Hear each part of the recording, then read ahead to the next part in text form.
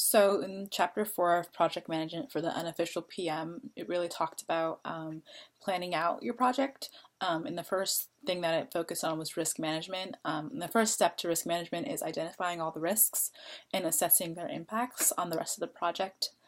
So that comes with an equation that basically focuses on like impact times probability equals actual risks. And using this equation, you're supposed to basically rate the probability of these things happening and rate the impact that it'll have on the rest of the project. And then from there, you'll get a score that will talk about the actual risk of the project. And from there, you can basically use these different tools that the book lays out for you, like a risk matrix or a risk management plan, to basically organize and prioritize each risk and assign it to people. The next section talked about scheduling. It defined work breakdown schedule as basically a deliverable oriented grouping of components that are part of the project. So basically like having different modules of different sections that need to be delivered at the same time.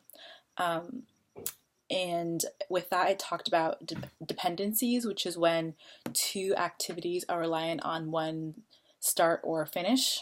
So that means that if one is not finished or complete or started, then the other one cannot commence as well.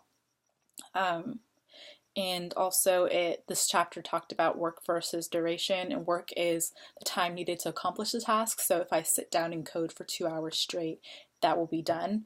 But say the duration as opposed to work is the time needed to get the work done, including stuff in real life as well. And so even though the actual coding time will take 2 hours, with the programmer's proficiency or distractions and stuff, it can take up to 3 hours, including real life. That's a very scaled down example.